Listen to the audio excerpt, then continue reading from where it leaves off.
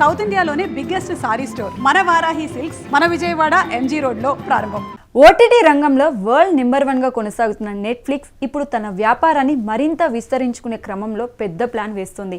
త్వరలోనే Warner brothers కు సంబంధించిన స్టూడియోలతో పాటు ఆ సంస్థ సంపద కంటెంట్ ని కొనేందుకు రంగం సిద్ధం చేసుకుంటున్నట్టుగా వస్తున్న వార్తలు తీవ్ర చర్చకు దారితీస్తున్నాయి.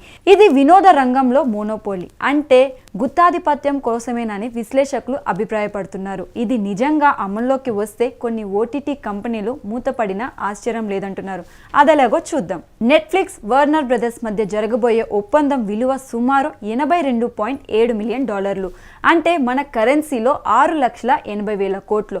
ఇందులో $72 బిలియన్ ఈక్విటీ విలువ, అప్పులు కలిసి ఉంటాయి. కొనుగోలు కన్ఫర్మ్ అయితే నెట్ఫ్లిక్స్ సొంతం చేసుకోబోయేవి ఈ విధంగా ఉంటాయి. Warner Brothers film and TV స్టూడియోలు HBO మరియు HBO మ్యాక్స్ స్ట్రీమింగ్ సేవలు, DC కామిక్స్ ఫ్రాంచైజీలతో పాటు Harry Potter, Lord of the Rings, Game of Thrones, Friends, the Big Bang Theory లాంటి సినిమాలు, సిరీస్లతో కూడిన విస్తృతమైన లైబ్రరీ నెట్ఫ్లిక్స్ సొంతమవుతుంది. ఈ ఒప్పందం వెనుక ప్రధాన ఉద్దేశం ఏంటో చూద్దాం. ప్రపంచంలోనే అతి శక్తివంతమైన స్ట్రీమింగ్ లైబ్రరీ నెట్ఫ్లిక్స్ చేతికి వస్తుంది. దీనివల్ల ఇతర ఓటీటీ పోటీల్లోకి వెనుకబడతాయి.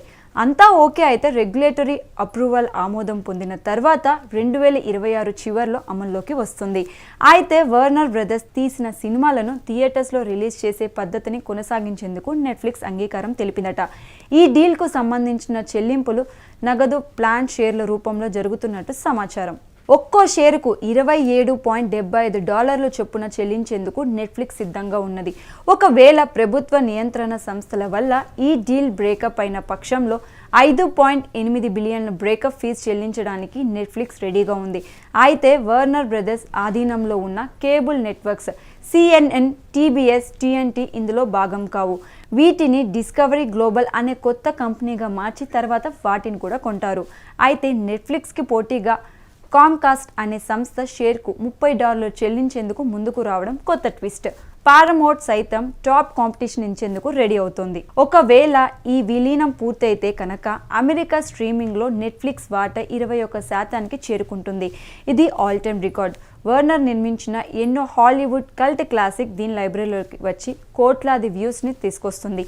దీనివల్ల కస్టమర్లకు తక్కువ ధరకు ఎక్కువ కంటెంట్ దొరుకుతుంది. ఇక్కడ చిక్కులు కూడా ఉన్నాయి.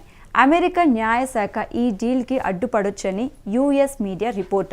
థియేటర్ వ్యవస్థ కూడా ఈ ఒప్పందం పట్ల వ్యతిరేకం ఉంది. ఇది జరగకూడదని నిర్మాతలు, డిస్ట్రిబ్యూటర్లు కోరుకుంటున్నారు. మరి పట్టుపట్టిన నెట్ఫ్లిక్స్ దీనిని ఎలా చేజిక్కించుకుంటుందో చూడాలి.